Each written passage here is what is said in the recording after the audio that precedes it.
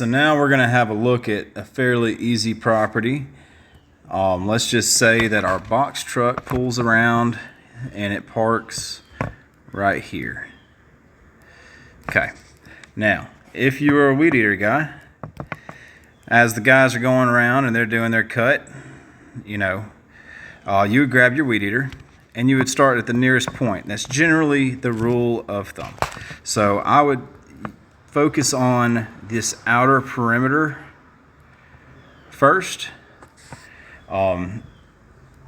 This property actually, because of that, has a little bit of a consideration to be made. So let's see here. I think what I would do, if it was me, I'm trying to minimize my steps and I'm trying to minimize the amount of backtracking that I would have to do. That being the case, let's see how this works out. We might change, and this is kind of part of it. You might realize that after you've tried one method, you might need to switch it for the next go around. The biggest thing about weed eating is that you have to learn the property and the flow of that particular property, and it takes not just 2 or 3 times out on the property, sometimes 4, 5, or 6 times out on the property to really establish that flow. So what I did, I started here and I went and I cut this inner edge of the sidewalk and came back and did the outer edge.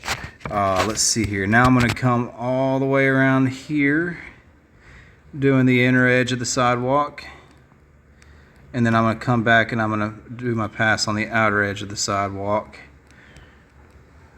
Okay, and that brings me back to my driveway. Now our goal is to always get our hardscapes done first. So the reason for that is you have 3 steps. Let me go over those real quick. Really there's 4, but we're just going to focus on 3. You got 1, 2, and 3 being, if you were a one-man guy, a one-man crew, and you were out there mowing this property and maintaining this property on your own, you would start by mowing. And then you would do your trim, line trim, and then you would clean up by blowing everything off, okay? The 4th one would actually fall before step 3, which is extra services. Say there was hedging, weed spray, pruning, or anything of that nature, you would drop that in before you clean up. Now, we don't operate as a one-man crew, we operate as a 2-man crew. So oftentimes what will happen is this mowing crew, he'll get started and he'll start doing his passes, going over the property, while the other guy is starting on the trimming. Now, a lot of properties will have it to where the mower guy will be done before the trimmer's guy is done. But the trimmer guy might almost be finished. Therefore, instead of the guy who is on the mower grabbing a trimmer, he'll skip to the next step and grab a blower. However, if you've not done your hardscapes or hard surfaces, he's at a standstill. He can't do anything. So that's why if you are starting as a trimmer, a line trimmer, you're going to go ahead and knock out your hardscapes. So we've already done the outer edge of the sidewalk, and then we're going to go ahead and we're going to knock out around the house. And the way I would go is I would go, I'm going to change that actually, and there's a reason why I'm going to change that. I had me starting going down this side of the house, but here's the problem. My rotator head turns in this manner. Therefore, if I was going that way, I would actually be slinging all my grass clippings onto the driveway. So I'm going to back up.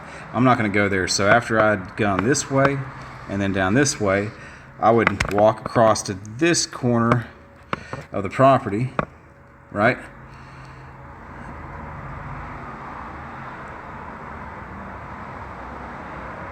It's a little tricky. Well, all right, I guess I would start here, come around, and then I would work my way around this inner side of the sidewalk. Now, this is going to be mostly walking because this is open landscape. You're going to walk, but as you're walking, you are always, if you're ever walking with a weed eater in your hand, you're always looking back over your work. Even if you're not walking, you're going to kind of look back over your work as you go. That's critical when you're running a line trimmer, is to look back and go over your work. Looks like we got a tree here, so I'm gonna weed it around that. And then I'm gonna go and I'm gonna hit this tree line, and then I'm gonna come back here to my starting point. Always finish where you started as much as possible. Now, that reduces the amount of steps, and you have ended right at the truck. Started and ended at the truck. That's kind of a goal to set in mind. If you plan your property correctly, you can almost always plan it to where you start and finish at the truck. 90% of the time. There are circumstances where you can't. That is the way I would have done this property. And there may be a couple different variants that will work just as efficiently, but that is the way I would have done this property. Always inspect your work before putting your trimmers back on the truck, and you should be good to go.